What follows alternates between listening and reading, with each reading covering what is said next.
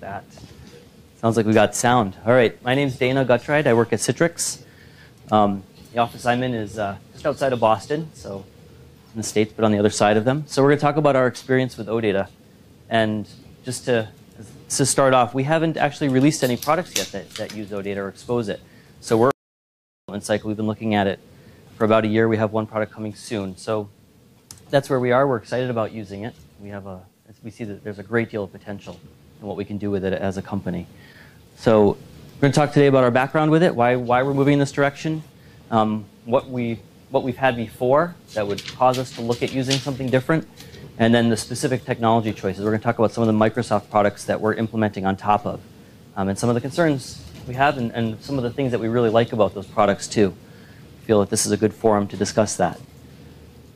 So what's our background with OData? We have two products right now that are planning on using OData. One of them is called Citrix Zen Desktop, which if you're not familiar with it, it's a desktop virtualization platform that allows people to access a desktop that's basically running in a data center, but they can get to it from anywhere.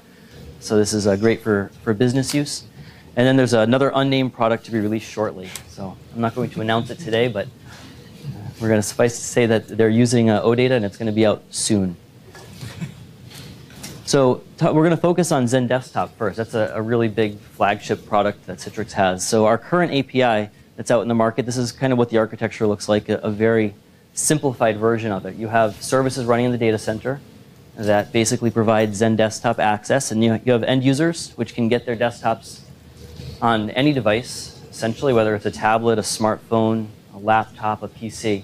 So that's what they see. But then in terms of administrators and people running this, you have a PowerShell API right now, and monitoring, configuration happens, and also any third-party application. And the reason that's so important to us is, as a group, people working on Zen Desktop, if you write any sort of application that accesses Zen Desktop, we want to use our internal APIs and the public APIs, so that we're basically eating our own dog food.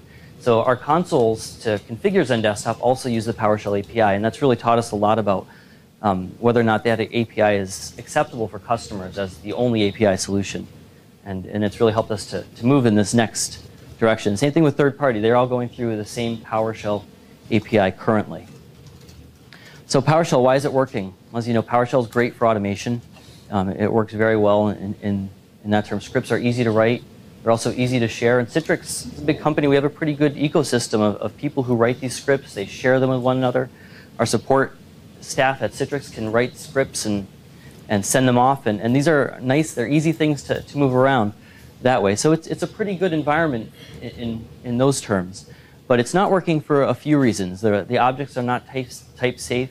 PowerShell in general, as you know, is hard to program against. It's easy to write scripts against, but if you want to access it programmatically, it's not the greatest environment for that. Also, if we want to reach it from a non-Windows system, it's more challenging. It's not, again, the ideal way to do it. And accessing it from native code also has some problems. One thing within Citrix is we have a lot of different types of products. Zen Desktop and GoToMeeting are not our only two products. We have appliances, NetScaler, Branch Repeater, Zen Server, and those are not Windows-based. They're appliances that plug into a data center. So a really true long-term goal for Citrix systems and our products is to allow them to communicate with each other. And that allows a much more cohesive solution where we can do some really interesting things in the data center and have the products learn about the environment when they need to turn on or off and be really smart in how they work with one another. But right now they're kind of siloed. They can't see each other because of the APIs that we've chosen. So then how do we end up at OData? Well, that last slide kind of points us in that direction. But we see it's ideal for reasons that we're familiar with, the type safety, the ease of access. The query syntax is another thing that we really like in terms of OData, that standards-based, which say this is the way our queries need to be formed, and customers can easily figure out how to get to the data. The access from a variety of systems is also very important to us. And then the different types of formats that it can be turned into, whether it's AtomPub or JSON if you want to consume it and use it in a website, for instance. And then the RESTful interface is also something that we think is important in terms of an API. So what technology choices have we made? And again, our disclaimer that this version is still under development. So some of what we talk about Maybe it'll shift in direction, but these are things that we're looking at in terms of technologies that we like, that we can implement on top of that Microsoft has provided. So we'll talk about these three.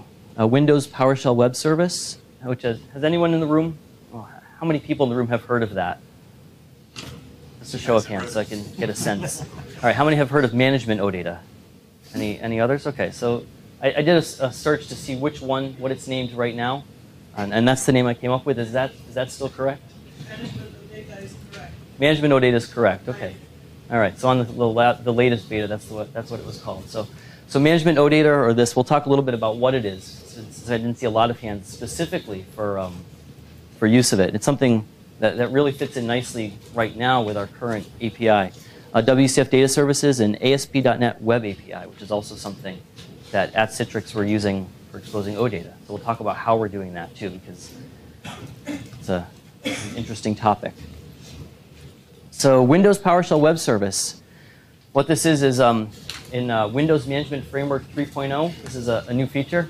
I have an expert in the back there who's going to help me along with this. But it's fantastic because essentially what it allows you to do is have an IIS site that inside of that site you add this mapping, metadata that tells, that will then expose any PowerShell commandlets you have through OData. So for Zen Desktop, that's fantastic because all of our API right now is PowerShell. And we didn't want a really long cycle to say, how are we going to expose this via OData, because we need to get it out quickly. So what we can do is then, out of band, release another product that will say, okay, here's our management OData solution. It's OData on top of your commandlets. And people who are already using the commandlets can still use them, but people who want access to our data and will be able to quickly get to it without much difficulty. And it's a fantastic thing. Now, in terms of what it's supposed to be released on, what we've been told is Windows 8. That's the main platform, but also going back to 2008 R2 and Win 7 SP1 is something that's been stated, and we really hope that it's available for those, because that would make it so it's something that we could use. We do have some concerns with this. As we did some performance testing, we installed it and ran with it on Windows 8, we noticed that some of the regular query syntax with OData, like the filter, top, and skip, those are actually performed inside of the IIS site. They're not, you don't have access to pass them back. So what that means in terms of our commandlets is that we're returning the full data set from SQL Server. It goes into IIS, and then it's filtered through the normal OData syntax. And so we would like to be able to take these and pass them all the way back. Say, okay, we have these in it. And if our commandlets expose those options, to let us get them all the way back to the server where they're originally exposed, and then that gives us better availability within SQL to really limit the result set that comes out. And we're not just passing massive chunks of data and then filtering it later.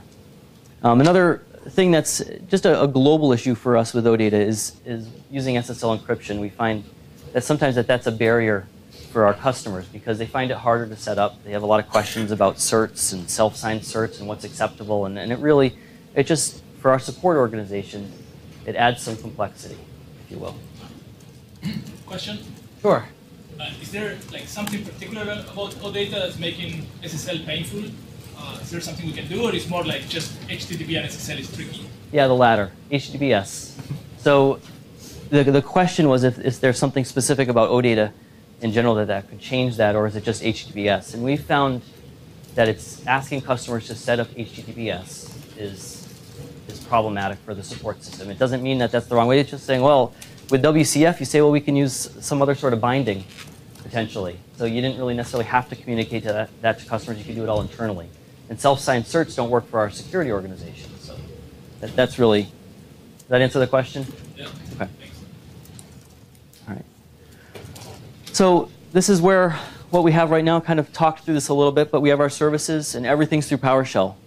So this kind of illustrates the problem. We have other things internally that can't talk to Zen Desktop, to Citrix Zen Desktop right now. They don't have a path in. And a lot of customer applications, they say, well, we can't really use PowerShell to get at your data, so we need something different. So it's driven us to move in this direction, where we have OData for monitoring and for talking to other internal consumers and for customer applications, but we still want to expose PowerShell for customers that want it, because it really does have some very positive points that people like to use. And I have to thank my architect back home for helping with the animations. Professional PowerPointers we have. So our API strategy, just talking about what's under the covers, right now we have a service that's a executable running as a service in Windows, but we expose a private WCF layer, and then we generate PowerShell commandlets on top of it.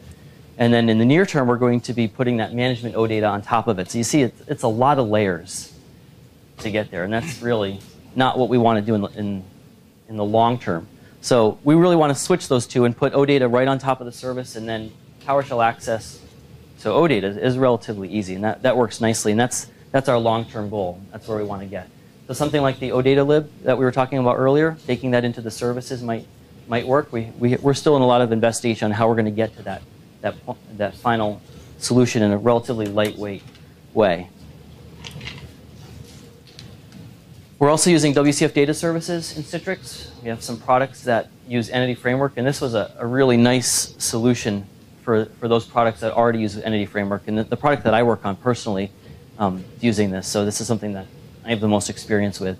Some things that are great, we like the reflection provider.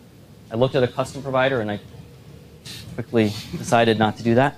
But we may end up going down that path. The reflection provider is very nice. And then interceptors are important for us too, because we can't allow customers to access things that they don't have the rights to see. So we need to be able to filter based on who the calling user is. So intercepting the call and modifying the request is a very important thing for us if we do expose our data model. We're also exposing a lot of service operations and probably moving toward functions as soon as that's readily available, or we have a little more detail on how to do that. So for data that needs to be changed on the way out. So we have a lot of trend data, for instance, monitoring data that's exposed that we wouldn't expose the model, but it would be different. It would be like a date and account, for instance. And that's not something you save in the database that way. It has to be changed. And fortunately, WCF Data Services has a lot of capability for doing that. And we like the query support. You get all of OData as part of WCF Data Services. So as a producer, I don't spend a lot of time looking at the output. I spend more time looking at how am I going to get all of my data into this format and make it available so that it works with OData, and this is something that's worked very nicely for it. In terms of some concerns, there's another product group, the one that's releasing a product in a few weeks, mentioned this concern is one thing that they would like to be able to do is there's interceptors on the way in. Okay, we have the request coming in, but after you've received it on the way out, is there a way to access the data and say do something like config logging? You say, okay, I know this happened, and this was the final result after it hit the database, and we did something with it. They'd like to be able to see it at that point. And even if there's exceptions on the way out, that's something that they chose not to use WCF data services because either they couldn't figure out how to do this, or it's not available currently in that stack. Other concerns is release date. I didn't put that up there, but as far as availability for WCF data services that would work with Code First and Entity Framework with a Go Live license would be something important for Citrix. Now, this is the last one. So ASP.NET Web API, and this is kind of an interesting story. So the product that's going to be released actually has OData running on top of not the beta version of this, but a release version of the Web API. And what they did was they implemented the language support using expression trees. Because they abandoned using WCF data services, they wrote this massive infrastructure that uses expression trees to look at the query and then return data, because they love the syntax of the language, of the query language. So that's going to be our first shipping product that uses OData. Now, one caveat is it doesn't actually return Atom Pub. It returns just an XML feed of the data, or JSON, depending. So it uses the query syntax, but the output isn't quite what you would expect in terms of true OData. Now, some of their concerns about using ASP.NET Web API is the OData support that's coming. And I believe there was a beta recently released along with MVC 4.0, has some OData support in it. And I believe there are 4 options that are there. They're top, skip, filter, and order by. But the full range of OData language features in terms of the query syntax is not available. So that's one thing that group would like to see, expand and select support as far as availability in that, so that they can take advantage of the new features coming in ASP.NET Web API. And metadata, discoverability, adding service operations and some of the things that you would get with WCF data services, having that baked into the other platform. Because they like the idea of kind of dropping down to the pure web API and just get a regular REST API that they can work with the gets and posts and whatever they want with the verbs there. But then having some of the other features that you have with WCF data services would be useful for them. So, any questions on that? That's kind of a different topic. Yes, Pablo. Question. You mentioned that you still are converting queries to expression trees. One of the consistent pieces of feedbacks we got about the custom providers is that it looks all easy until you try to write a custom provider and it becomes a science project because these things are very difficult to deal with. But most of the difficulty actually comes from the fact that we use expression trees. Do you guys happen to have a backend that already processes expression trees, or do you take a different approach to expression trees that made it easier? Like, I'm surprised that you managed to do the web API angle, which looks great, and then you produce expression trees, which it's at least from the feedback we get, is the tough That's the hard bit. Yeah. So did they find any other way to do expression trees? Because that's the challenging part. No, I think they took the long way and they did it. It probably wouldn't be that dissimilar to what your experience is with using expression trees in WCF data services. And what I think also what they did is they didn't necessarily have, I don't know if they supported the entire spec that's in the OData v3 specification. They picked what was necessary for their internal consumers to work, and as much of it as they could get working for this version, and they probably just made sure that the other things didn't fail. So the constraints are a little different when you're creating an internal API like this, like they did initially, because also they're having internal consumers call this too. But you're not running this against a database, it's against some custom thing you have in the backend. Right. Yeah. It's not running against the database. Any other questions about that? Yes? Do you make any use of the OData library? I mean, I notice you're not doing the serialization to OData formats. Do you look at that?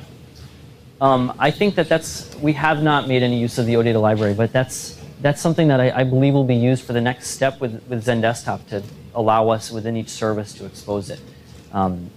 Right now, we're using a lot of high-level products from Microsoft for exposing it because it gets us where we want to go quicker.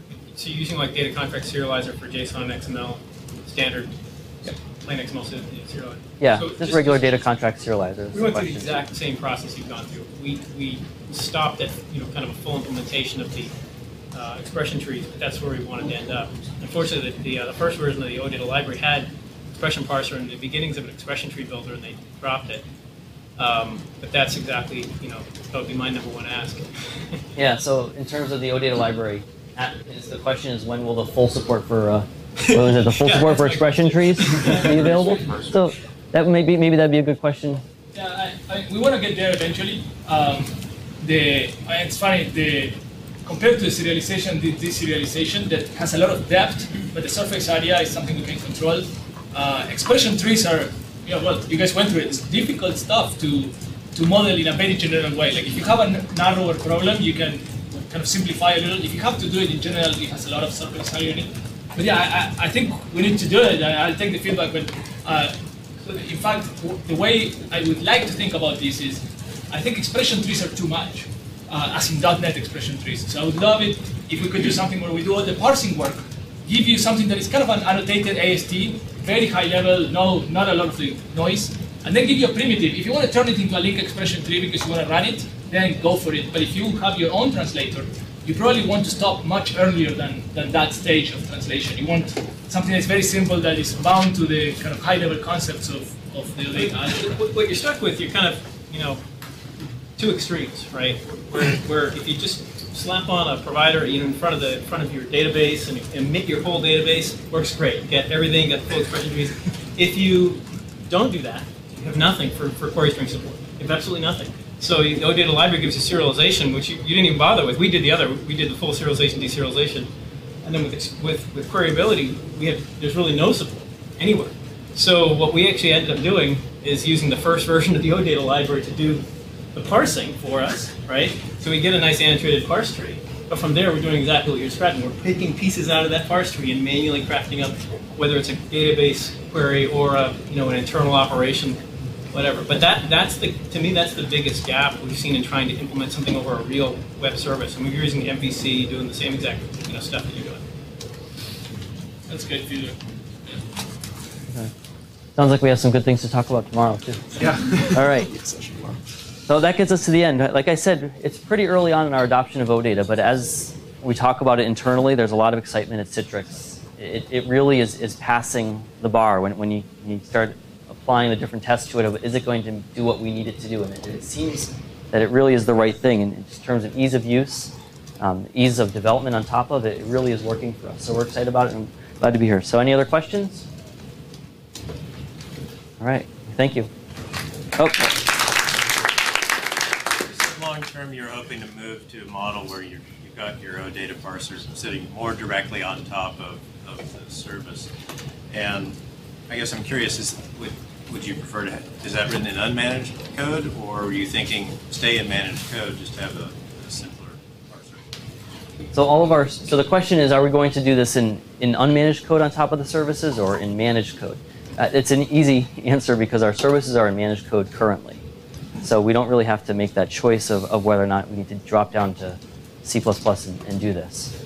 We'll be able to work right within the framework at that point. Now the version of the framework becomes somewhat of an issue for us. If it's only released in .NET 4.5, then we may not have that choice. But if it goes back to .NET 4.0, which is our hope, that those things will continue to kind of move forward in parallel, then we could definitely do that right there in the services with the OData library or something else similar that comes that way. All right, thank you. Give your attention back. Right. Dana?